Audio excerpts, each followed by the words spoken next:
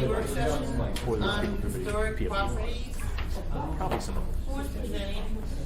Okay, Mr. Falsey. Let's go around and do introductions first, and we'll start on this end. On this end. I'm Bill Falsey, municipal attorney. Pete Peterson. Patrick Flynn.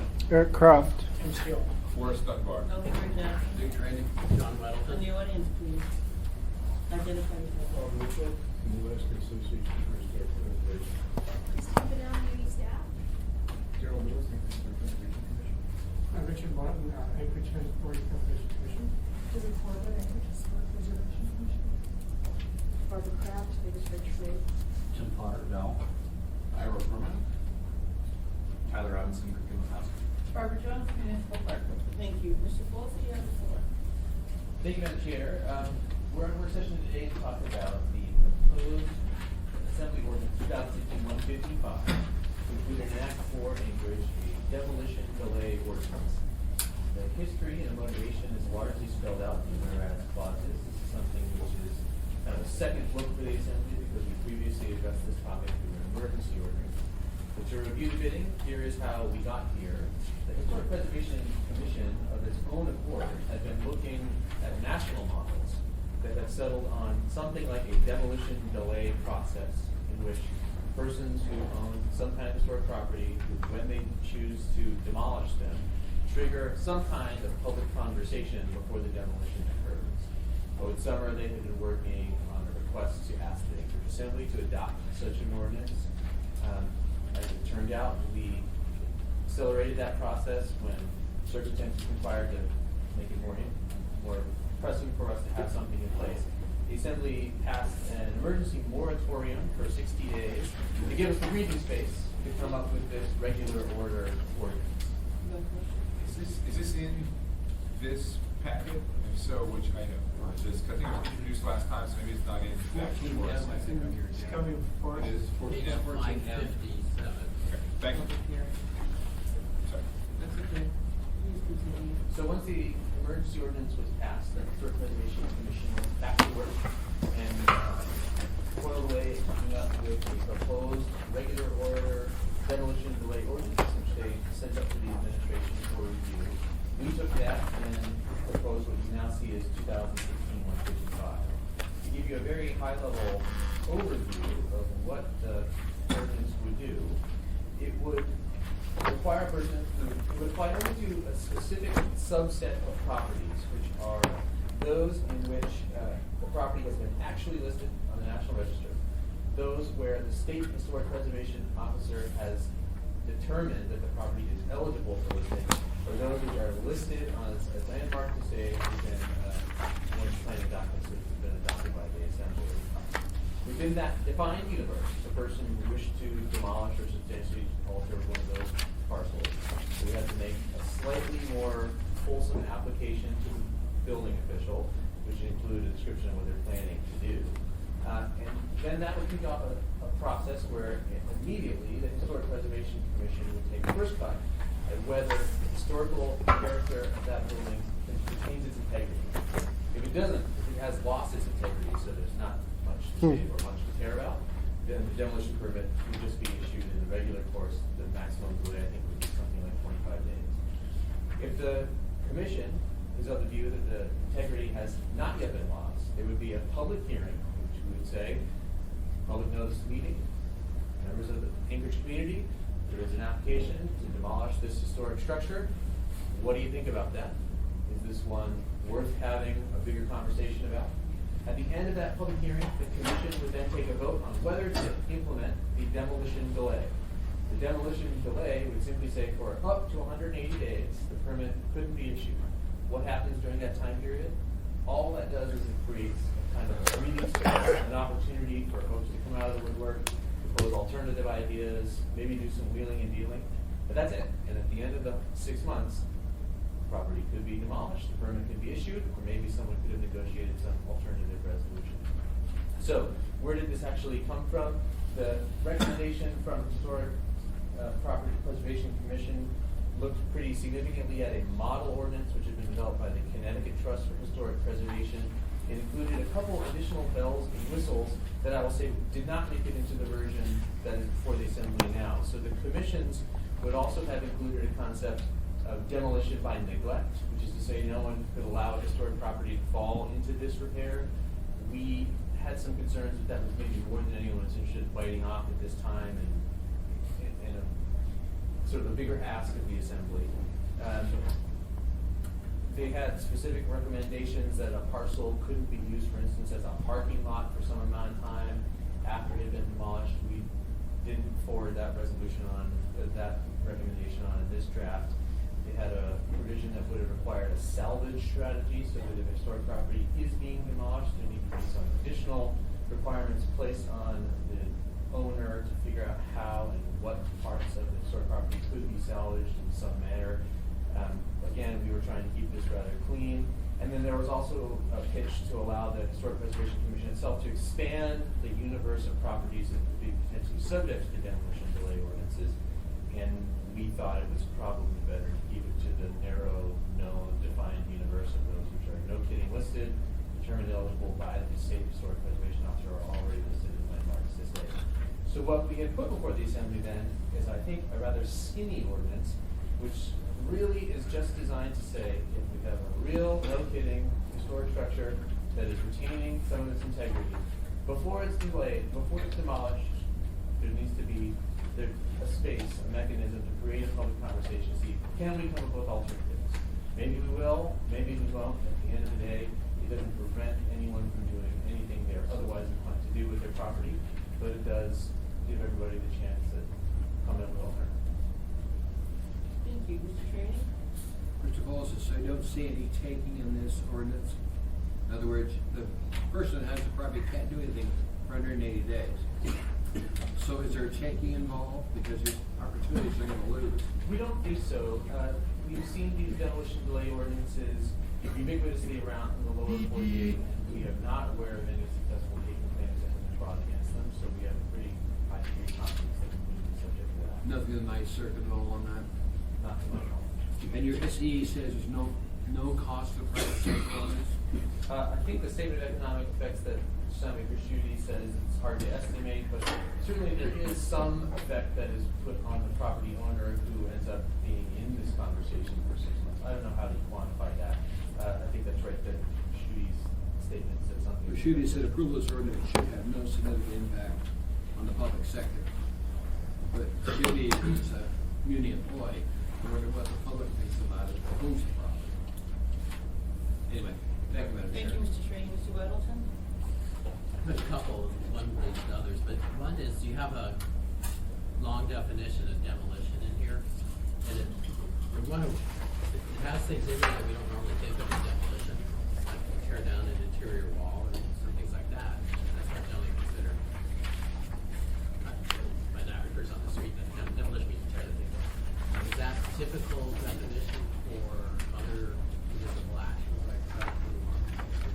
Through the chair, no, it is atypical, and the demolition definition here is designed specifically with historic property subset in mind. So I believe that demolition definition largely comes out of the recommendation from the model ordinance that we've done in the Connecticut Trust. But in those instances, you're trying to capture full demolition and activities which would impair the historic character of the building. So you are right to say that the demolition definition is more capacious than is generally found in Title 21 and Title 23.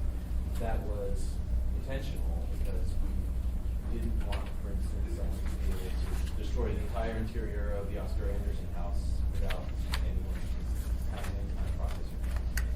So, following on that then, it really looks like in this part F, says what you need, really, not the rest. It just says alterations of features that substantially contribute to the historic significance.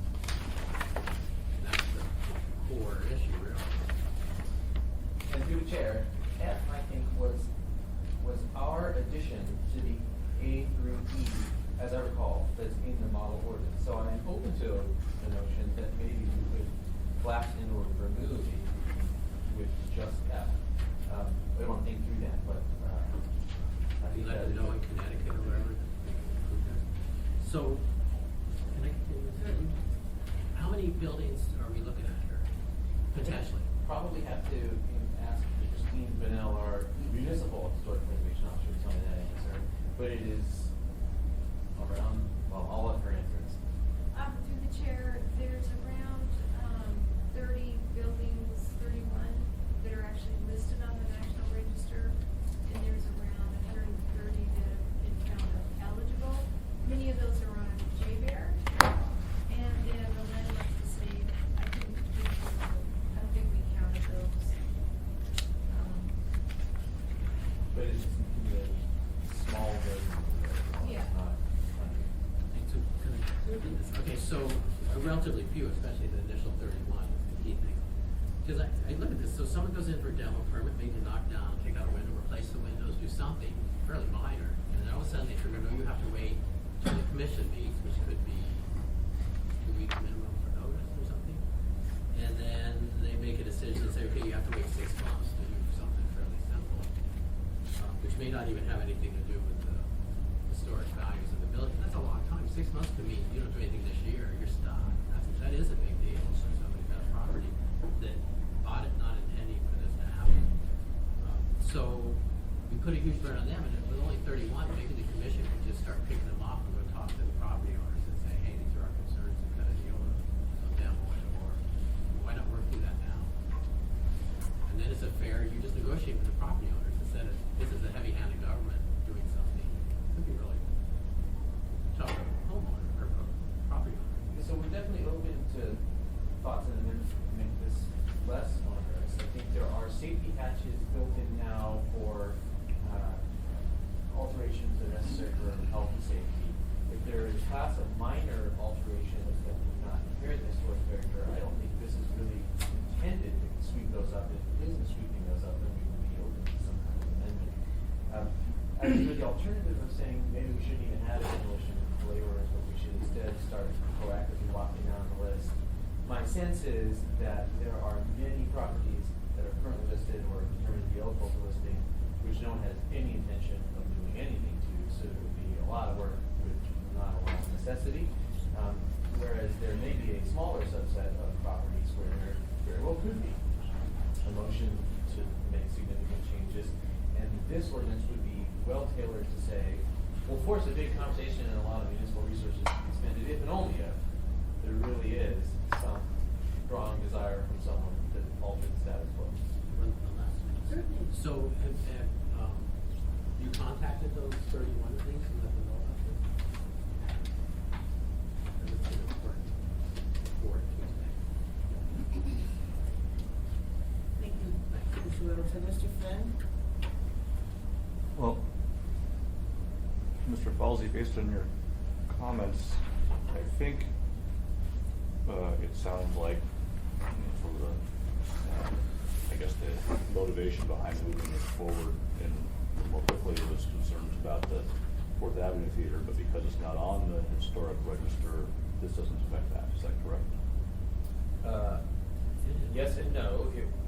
The accelerated timeline largely was precipitated by the 4th Avenue Theater, but the 4th Avenue Theater is listed, and so would fall within the universe of properties that this was. Okay. And so the emergency ordinance expires tomorrow or today. The 17th of December, both visits on the 17th. Saturday. Okay. And my understanding is once that's expired, the demolition permit for the theater will be issued. Can be issued. I will. So shifting gears somewhat. The subset of the building board, the 3-member panel of the building board, is actually requested by an applicant to hear an appeal on the question of whether the 4th Avenue Theater should have received a demolition permit back on October 17th. The resolution of that panel was a decision from the panel that the building board must issue a demolition permit for the 4th Avenue Theater backdated to October 17th. We had gone in saying that, well, without getting too far into the details, that yes, if they walked in on Monday, there would be no emergency ordinance in place, there would be no alternative ordinance in place, and so a permit would be issued. But it's going to be permitted. It's going to be issued anyway because it's backdated to the 17th of October. Anything else? Thank you, Mr. Flynn. Mr. Trainee? Mr. Folsey, is this making our historic preservation board quasi-judicial? If so, are we willing to tell them actions they can take, quasi-judicial, who they can talk to, who they can't? I suspect it may be causing a slightly quasi-judicial type proceeding because they would be applying the specifics of municipal general ordinance to particular properties in particular circumstances. It doesn't put them in a role other than to say, has the historic character of the building been lost or retained? And if it has been retained, would there be some value in having a delay of up to, but not necessarily as long as 180 days to foster that conversation? So I believe the answer is yes, they would be in a quasi-judicial role, but their powers would be simply limited to making a call about historic character and a call about whether there should be space to have that conversation. Have you talked to the board so they understand if it's quasi-judicial, what encumbrances upon what they can and can't do? Not Who they as can yet. talk and can't talk to? Not as yet, since the ordinance is not yet adopted. Okay, thank you, sir. Thank you, Mr. Trainer. Mr. Dunbar? Just going back to the conversation you just had with Pat, are you saying that regardless of whether we pass this or not, they already should have been issued a demolition permit according to the what you just described? Is that right? Through the chair, what I'll say is that whether the assembly passes this or not, Yeah. if the applicants for the demolition permit for the Fourth Avenue Theater are interested in having that permit, and it appears that they are, they will have that permit in hand before the assembly can act on this. This ordinance is drafted in such a way that if there were additional permitting actions necessary to consummate that, so for instance, if we needed a street closure permit or to actually carry out the demolition activities, then that too would trigger this process where you could have a public conversation. Thank you, Mr. Dunbar. Any other questions? Mr. Leonard? Could we get some comment from the, or is the plan to take that on Tuesday? If I can respond to your request, the work sessions are generally not for public comment, but since we have so much time, I'm more than willing, who would you like to have a comment from, Mr. Dunbar? Any number, I think there are a lot of people here, which is sort of unusual for a work session.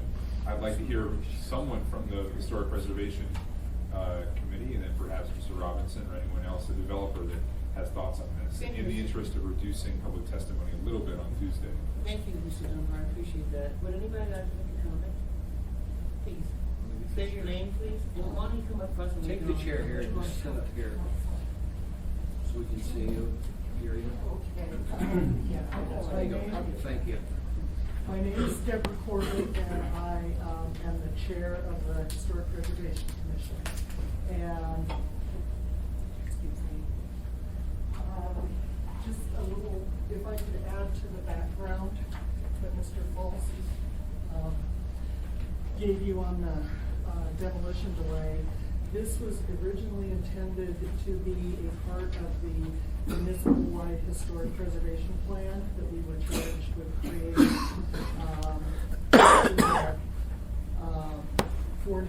Original four neighborhoods plan was passed in 2013. The assembly requested at that time that the commission begin developing one for the entire municipality. And as part of this wider preservation plan, we were going to include what are called growth and change tools, which are procedures in the plan to help people who have historic properties use them and alter them in ways that they can continue to be a functioning part of the community. So we're not looking at cementing a historic property into some mythological time in the past. And so the demolition delay is part of a much bigger picture, and an integrated picture of incentives and regulations to help protect the community fabric. We started working on the concept of a demolition delay in 2011 and have slowly, very slowly been developing that. It was accelerated after the four neighborhoods plan was passed. And then in the last year, we've begun working more diligently on the historic preservation plan for Anchorage. I think one of the things I've heard was some concern over the charge of the commission to look at and make judgments about whether a property is historic or not. And that the commission would not be making these determinations out of thin air. It's based on the National Register process, which defines historic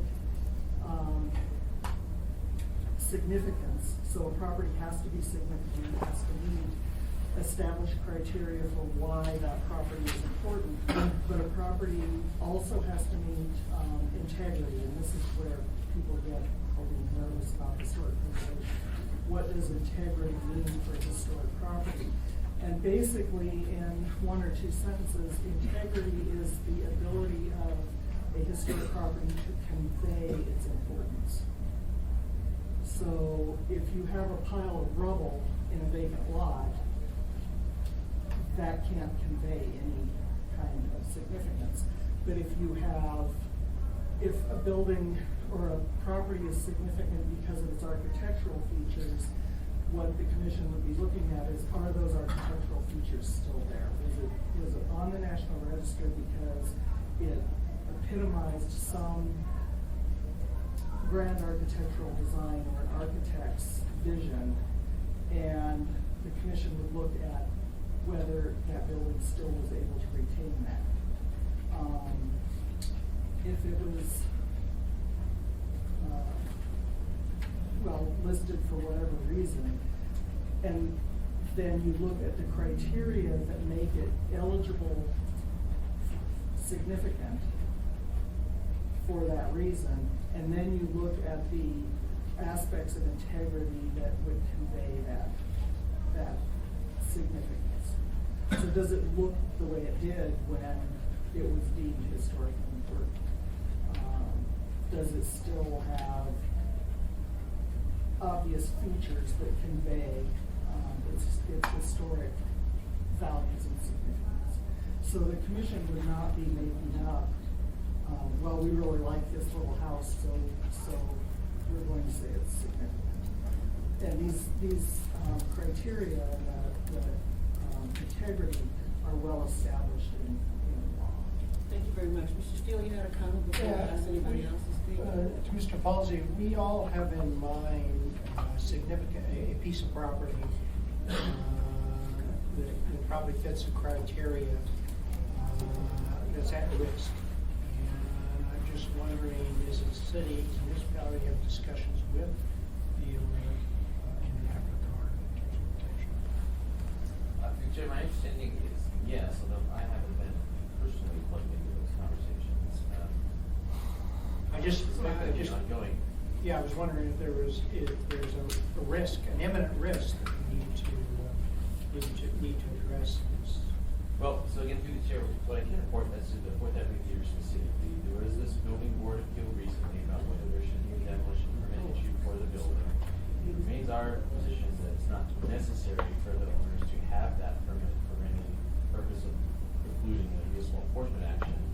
And I understand, although I haven't listened to the case yet, wasn't at that hearing, that the applicant said in that hearing that again, that they don't have any present intention to actually undertake demolition activities. So what you make of that state of play, I don't know. So Northern Light Inn's issue is separate. I think it should be. Thank you, Mr. Steele. Mr. Middleton?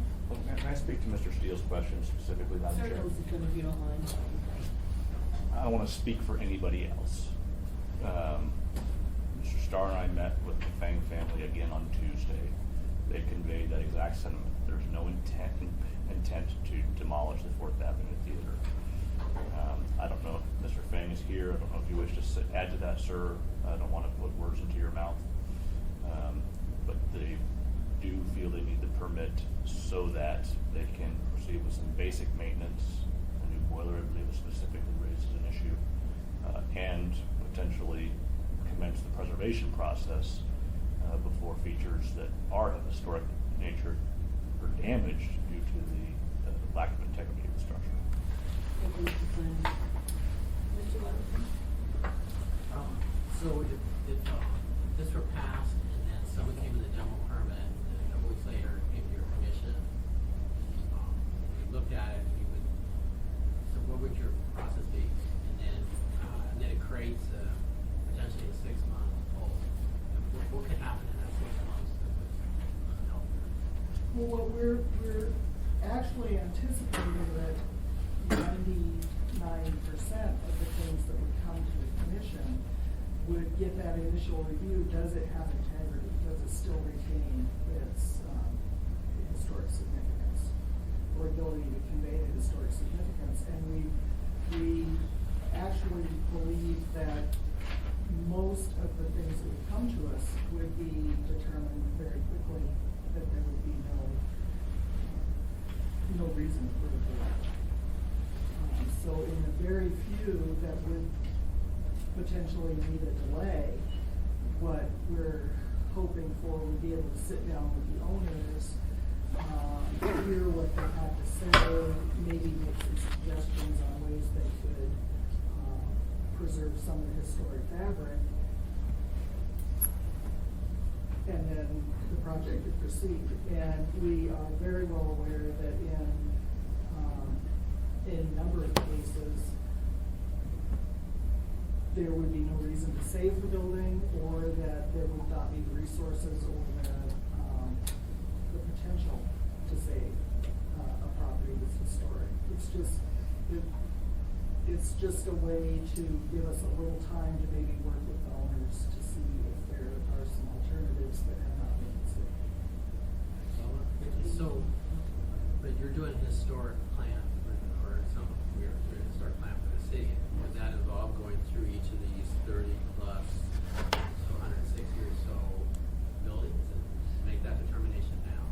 What we're anticipating doing is developing criteria for Anchorage by which buildings would be evaluated,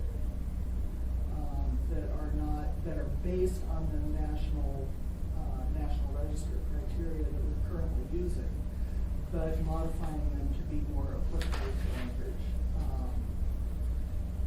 So it would be maybe better defining what Anchorage citizens consider to be historic and what they consider to be important to preserve. So the plan would give us more definitions. But you wouldn't go to each of these, it's only 160 buildings, look at it, take a photo and say, it doesn't make the cut, makes the cut. No, not during the plan. Right, thanks. Thank you, Mr. Middleton. Would you like to respond? And just two Thank you. quick follow-ups on that. The first is, I might be speaking as school, there are other experts you know better than I. There apparently are a subset of those 160 buildings which are either listed or generally eligible that were listed decades ago and are now covered in spray paint and falling down because of power plant or something, which doesn't look anything like it used to look now. So there is a category of buildings that once were historic and probably aren't now. I don't know that the Historic Preservation Commission, which is the all-volunteer board, really has the firepower to start going through the 160 one by one, and so that's why this would take us.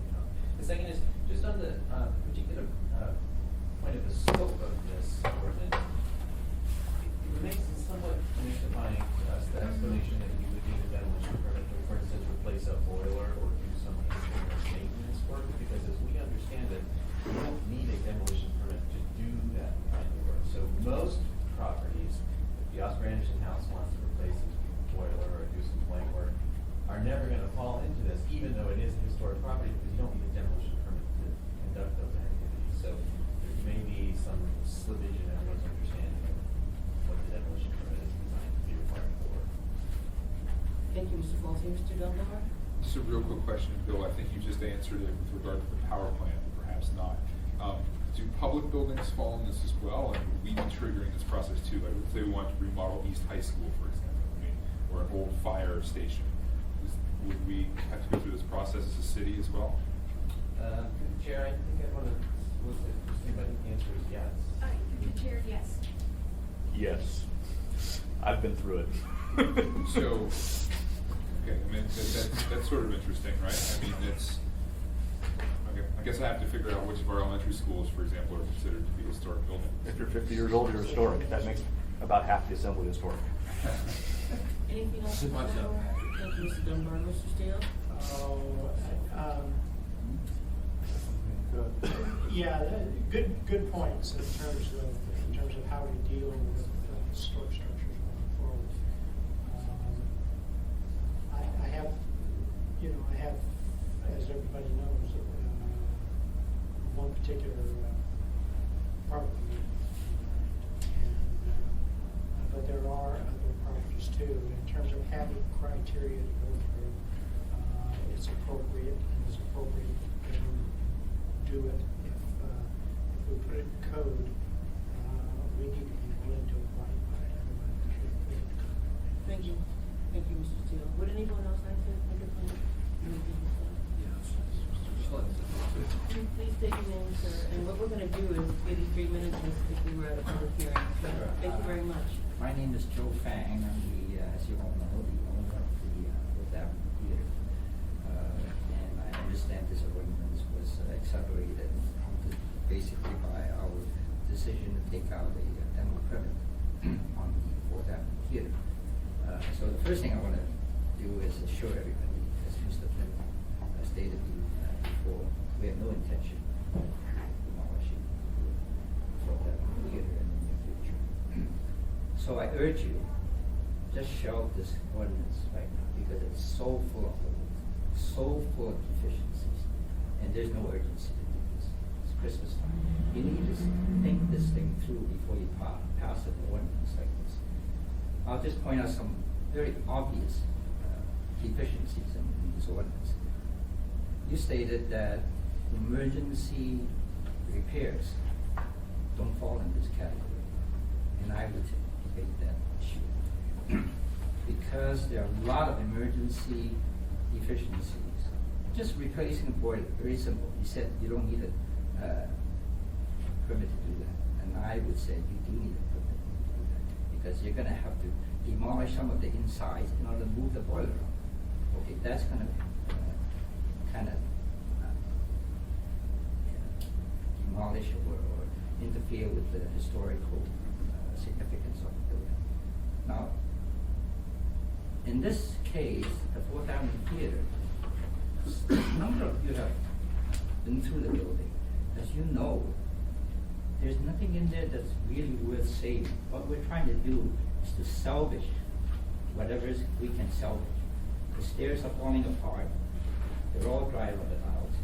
Electrical system, mechanical system, nothing really works here. We have been maintaining this building for about 9 years now, 7 years, 7 or 8 years. We did in 2009. It's costing us over $100,000 a year just to keep the building in this present condition. Now I'm faced with the problem of having to replace a boiler, which is going to cost me $200,000 or $300,000. To what purpose? What am I going to do with this building in the long run? Okay. At the last year when we came before this same assembly, we assured everyone that we would do whatever we can to preserve the historical fabric of this building. Okay, we came to you with a plan to develop a 500,000 or 600,000 square foot mixed-use building, and preserving the significance of this theater. And all we asked for was a couple of $1 million a year in tax abatements for a $200 million project. For whatever reason, you endorsed it enthusiastically, but for whatever reason, the mayor said, nope, you don't have enough. You didn't provide enough data to justify this project. Well, we submitted a proposal which, as I remember, was 250 pages long, cost us about $200,000 or $300,000. And my question was, how much more do you want us to spend before you say no again? So we said, fine. If the city doesn't want our money, doesn't want us to develop the downtown, we'll just go somewhere else. Okay. Now, the next thing I knew, we got slapped. Well, there was a dawn raid on the Northern Lights Inn. we assured the assembly at that time, we would demolish the building by the end of 2017. For some unknown reason, they came down, slapped us with the order stating that we will bring this building back to code. And any day that you fail to do that, we're gonna fine you $1,000 a day. I have no concept of exactly why, what precipitated this action. Excuse me, sir, we're past 3 minutes, but I think it's appropriate to let you summarize your comments, so please continue. Well, it's hard. No, continue. I'll let you summarize. Thank you. Anyway, that's what prompted us to take out the demo order on the Fourth Avenue Theater. Because we were concerned, well, you won't let us build, you won't let us demolish, but you're gonna slap us with another order stating that you gotta bring everything inside the Fourth Avenue Theater up to code. And if you do that, I'm just gonna demolish it in Friday morning. So that's what prompted it. Now, if you don't want me to demolish it, you gotta allow me the flexibility, or at least the freedom, to do what is necessary to preserve that building inside, right? And this ordinance, which hasn't been thought out at all, I mean, it's so full of holes. I mean, if I'm gonna go and demolish it, I'm gonna demolish it. It doesn't matter whether it's today or 6 months from now, because in 6 months from now, after the time period has expired, I'm gonna demolish it anyway. Nobody's gonna really negotiate with you in good faith if my mind is made up to demolish a building, right? So I urge you, forget about the December 20th meeting, whatever assembly meeting, to pass this thing, because this ordinance doesn't work. Thank you, Mr. Fain. Would anyone else like to make some comments for 3 minutes? Yeah, just quickly, first comment is real general, and I find it historically ironic that the building that seems to be causing the fray here about wanting the opportunity to try and save some of the history has gone through the most extensive review and attempts to acquire, rehabilitate, save, including going to the ultimate control body, which is the public. A vote was taken by the people, and they denied going forward with the bond to acquire the property and do it. So beyond what the Historic Properties Commission would ever do in their 6-month review of trying to do something, it seems to me that the example that you're using has already gone through the ultimate test and has been found that the public, who the Historic Property Commission and municipal attorney puts into the language here, is that it is a public value that's being protected, preserved, and looked after, as if the public has some skin in the game. When you establish that there's value, then you've already ascertained that there should not be any free lunch. And in my old way of thinking, that you don't get something for nothing. So if you want to play, you need to pay something. So in a simplification of this, if you're gonna delay it for 6 or 7 months, then there should be an offer to say, okay, for that period of time, the city is not gonna charge you property tax for that period of time or that year, because there is a cost. And it frustrates me that when I see a summary of economic impact to the private property owner, and it says, well, yeah, there is one, but it's hard to ascertain what it is, it's probably not much, so let's go ahead. And that frustrates me. So if there's public value that we're supposed to be looking to save, and that's the purpose for this ordinance, then let's call it what it is. Yes, I agree, there's a public value associated with saving, preserving, doing something to make the Fourth Avenue Theater or other properties in town be able to be continued in our fabric. And I think that is a good test. But the National Historic Registry, right now for the Fourth Avenue Theater, does not prevent the banks from tearing it down. Nothing in that registration says that they couldn't go tomorrow and tear it down. So it's interesting that we're using that list as kind of the foundation of this. So this is much like, in a smaller scale but still broad, Title 21. There's, I think I would agree with Mr. Fang that this is not a fully thought out, tested ordinance. I think there are problems within it that need to be examined and fixed. And I would also agree with Mr. Fang that in a building, you have a major water service coming into the building, it's an 8-inch line, it breaks, you're gonna have to tear some stuff down and tear it up. Now, if that happens on a Friday and the building official happens to not be around and there's nobody else to back it up, does this suggest that the property owner can't do anything until Monday when the water has fully flooded the basement of the building and ruined a lot of the value that's associated with the history as well? Thank you, Mr. So, Potter. I mean, there's just a lot of things that need to be Thank you. looked at. Thank you. Hi, Tyler Robinson, Curriculum and Housing. I'm here actually to talk about all the other properties, not the Fourth Avenue.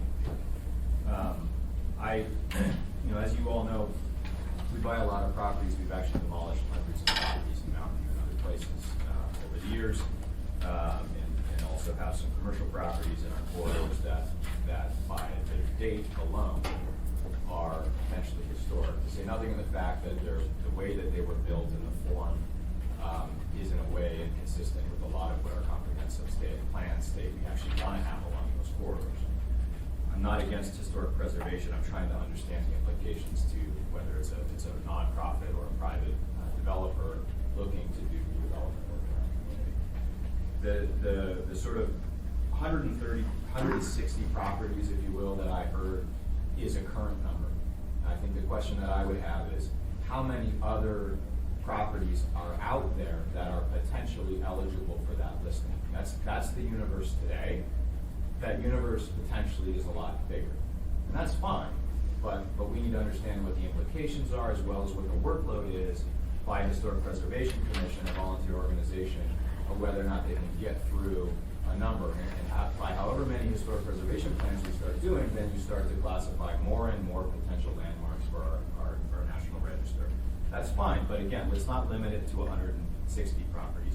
When I see, and I'm primarily here for information rather than a position, but when I hear eligible for listing on the National Register of Historic Places as determined by the State Historic Preservation Office, SHPO. So that doesn't mean that it's historic, it means eligible, right? So potential eligibility starts with a building that's 45 years old or older. And there's a lot of criteria that you've heard about, no doubt, that has to do with what its condition is and everything else. I want some assurance that the criteria is not just potential eligibility, but an actual eligibility determination.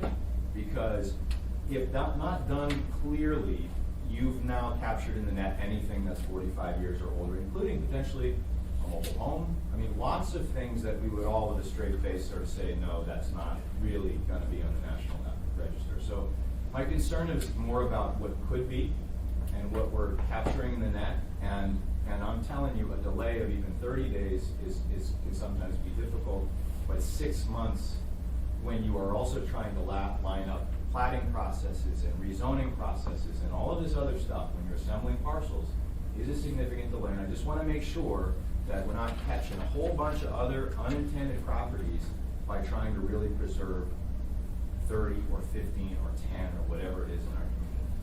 Thank you. Thank you. I apologize, but I need to leave to go to another commission. So, Mr. Trainee, would you continue the meeting on my behalf, please? No problem. Go ahead. So Tyler, some stage you bought some property and you're thinking of tearing it down and building a house on it. If this passed, you'd have a lot of planning done, then you get the demo permit, would be the first thing. So you could trigger this early in the game, and maybe that 6-month delay wouldn't be a crisis. Is that possible if you do, or it's like you go for the demo permit and all of a sudden you go, whoops, but if you do it in advance? it's a good question, because I think that was one of my questions. Can you do this preemptively? Sort of no. And the appropriate time to do that would be when you're trying to acquire a property, right? And how long is it typical to have a due diligence period when you're acquiring a property? It's generally not 6 months, right? Because I would want to know, really, am I going to be inhibited from what I could build under zoning versus what is there today? And those are two totally different valuations. Go ahead. Holding? So at this point, I think I can provide some additional comfort that this doesn't drag in a bunch of properties that is a large and unknown universe. So by saying that they have to be actually listed on the National Historic Register or to be determined eligible by the SHPO, that's name checking the criteria which are in the Code of Federal Regulations about what it takes to really be a historic property. And that is beyond the simple age. There are other versions of these kind of words that say any property that's over 40 years. We did not do that because we did not want to drag in a lot of properties that may be old and may be of no particular value.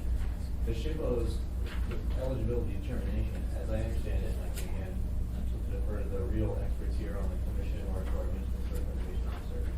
That is a real process that requires historical documentation, and it is a cliff, so it is not as though there may be dozens of properties waiting in the wings which could be determined to be eligible by the SHPO or are likely to be determined to be eligible by the SHPO. And then I would additionally say, so given that I think the universe of properties is small and relatively fixed, I don't think there are 10, 20 properties waiting in the wings to potentially fall into this category as well. But even as to those properties which are in the ambit of potentially be affected by the ordinance, if the property came in and was determined to have some historical significance and therefore triggered the public hearing, and the result of the public hearing was no sharing, this is a parcel that no one actually objects to demolishing, then the Historic Preservation Commission can go, well, it's not even due to the law. There will be no 6 months, we give everybody the opportunity to comment on it, it's not doing anything. So there's still 25, 30 days, there's not nothing, but it doesn't have to be 6 months. And if there were very weak support for preservation of the property, they could do something less than 180 days too, it's not on. Go ahead. So, Mr. Flynn next, so go ahead. I'm sorry, were you ahead of me? He was waiting. Go ahead. So I wanted to ask first a process question to you, Bill, and then maybe try to address some of these concerns. So I assume that we probably couldn't have time to do an S version before Tuesday, right? We live in a world of infinite possibilities. We can do an expert Okay. tomorrow. Are we under the, so Mr. Fang has asked us to perhaps delay this and amend it if we think that there are things that could be changed in here. Are we worried that if we do that, the 4th Avenue Theater will be torn down in the interim?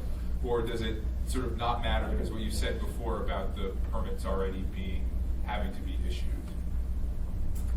Well, good chair, I take the Fangs to their words. They say they have no plans to imminently demolish the building. If that's true, then there is no immediate threat. It will remain the case that there will be a demolition permit in hand, which could be used to undertake real no kidding, full demolition of the entire building. Yeah. In the absence of passing something, there will be at least a period where you could go in and request any supplemental permits if you needed to really carry that forward. So it's a comfort level that the assembly. So then I have two so let's say instead the approach would be to lay an amendment on the table on Tuesday night to try to change some of this language.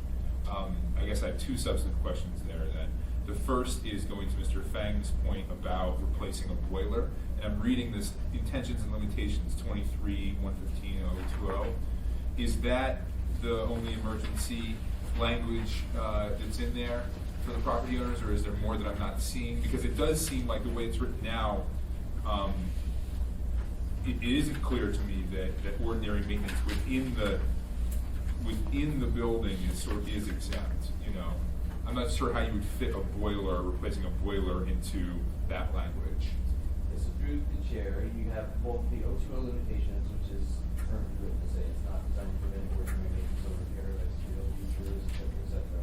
There is also the .80, which is designed to prevent, to allow emergency demolition. So, not to mention one here that was previously brought up. If you had emergency demolition on a Friday or a Saturday morning today, ended up being able to get the permit on Monday. This doesn't change the status quo. That's already a feature of Title 23. agree, and this would actually expressly say that the building official could then say if there was a building emergency that's got to be issued.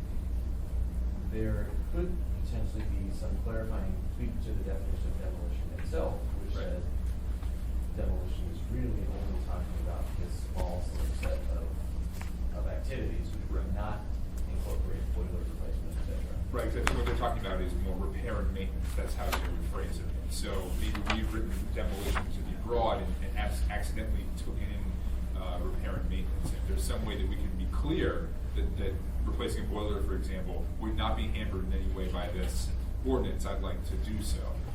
The second point. I got three now, so. Well, just very quickly, on Tyler's point about B2, eligible for listing.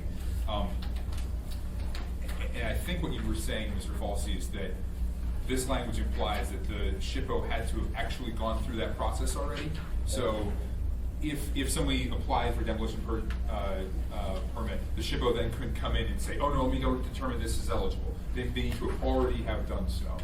Right, through the chair, unless Okay. it was already listed, already determined eligible by the SHPO or listed as landmark disabled, would not then fall into the source of law. Is there some way, but I do think if you read it sort of on its face, number 2, it's not clear that that's the case. Could we maybe get a line, like, determined to already be eligible for listing? You see what I mean, at a time of day apply. Mr. Flynn? Well, you're on the right track, Mr. Dunbar. And when I said I've been through this before, we had, when I worked at the railroad, there was a warehouse structure that was structurally unsound. And we were prevented from dealing with that by a SHPO determination, which said it had elements of a Chrysler building in its architecture. And Should have an actual Chrysler, like, landmark wall.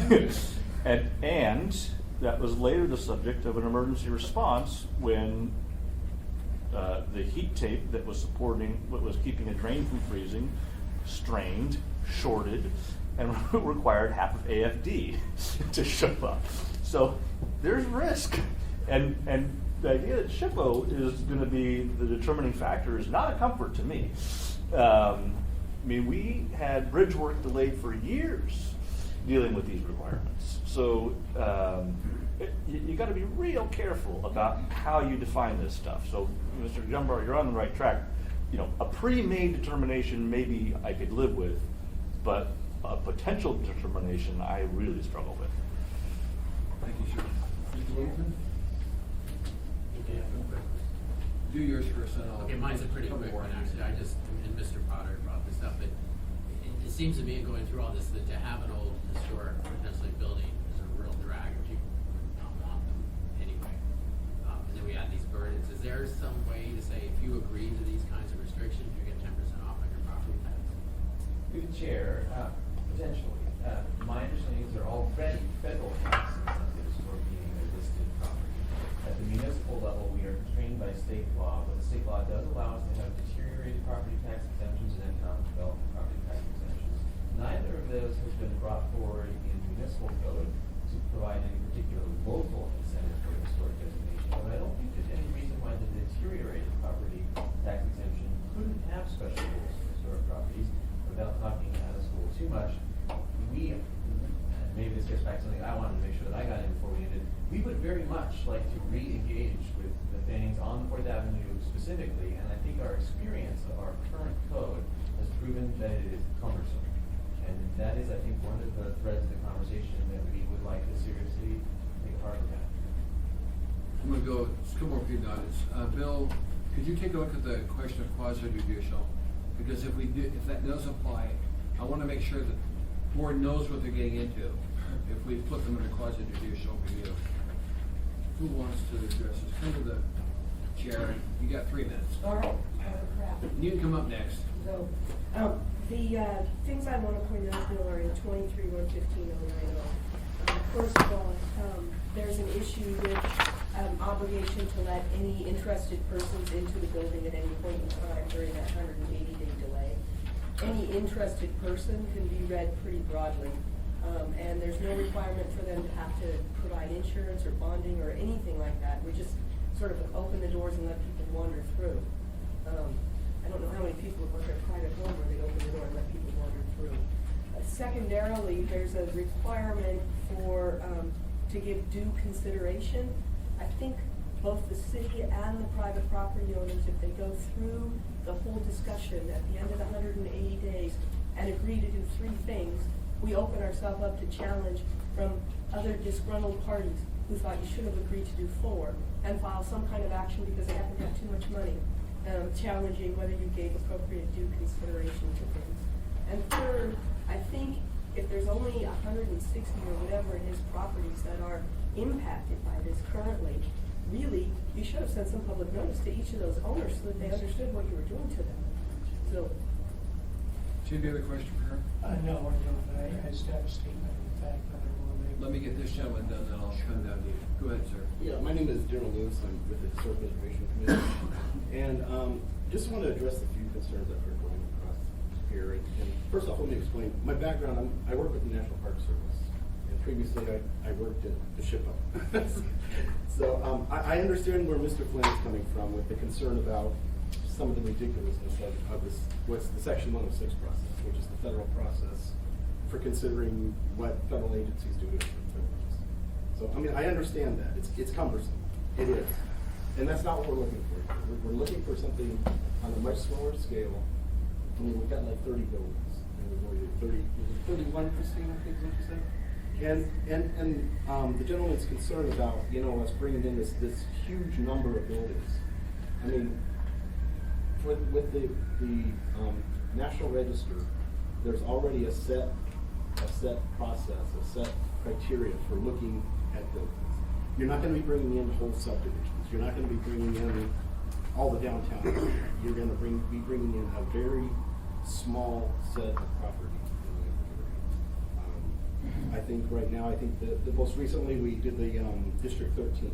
That's the only one we've done in years. And that's the kind of stuff you're going to see is things like that. Things that we want to protect that are really important in Anchorage history. We do have a few, like the Fifth Avenue Theater, that are really unique buildings as far as architectural. And you're going to see some of that. But I mean, look at Anchorage. I mean, you look at the Midtown, it's the box district. You're not gonna have a lot of architecturally significant buildings in Anchorage that you're gonna be dealing with either. I mean, we're just trying to bring some way of looking at what we have and considering it. I mean, 180 days is the outset. In the federal government, you've got 30 days. At the end of 30 days, if you haven't reached something or made some arrangement to extend that period, that's it. So we're just trying to say, up to 180 days. I seriously doubt you're going to have, given what we have to deal with in Anchorage, I would say probably half that time for the most part. Unless we get into something, I mean, the Flongs have a very unique property in the Fourth Avenue. Right? If they wanted to work with the city to do something with that, and the city was amenable, then it might take long. But we're just saying, give us some time to talk to the owners and work it out. And it might take up to 180 days.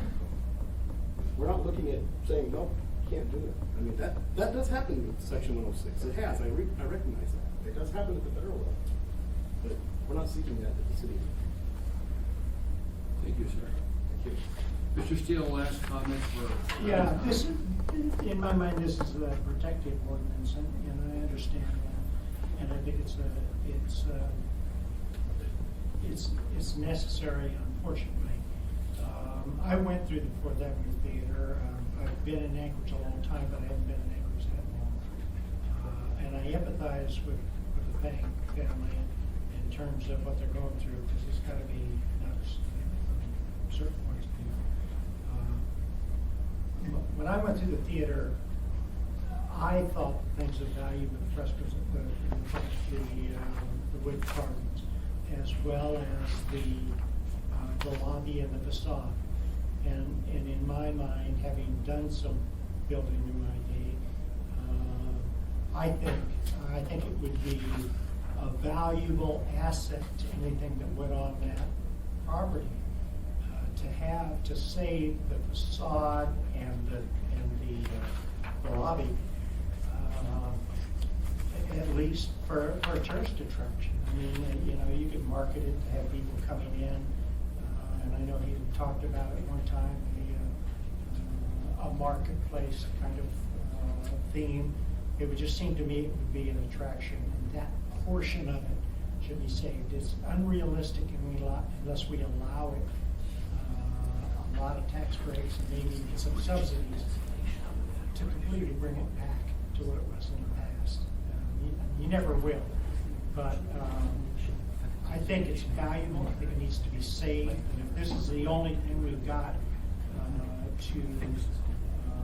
to convince folks that that ought to be done, then we need something. There's not a huge number of properties in town. There's 160 or whatever, so that meet the criteria. I don't even know if there's 160. And we had an agreement, I thought. Northern Lights Inn is an eyesore, is a problem that needs to be destroyed, and it's going to be, is my understanding, that we're going to try to demolish that. But there are some things to say that you did, and I would hope that we can go back to the table and find some resolution to that issue. Beyond that, there's some good parts of this, but it doesn't. Well, thanks everybody for being here. It's 4 o'clock. This meeting's over with. We'll be addressing this on the 20th.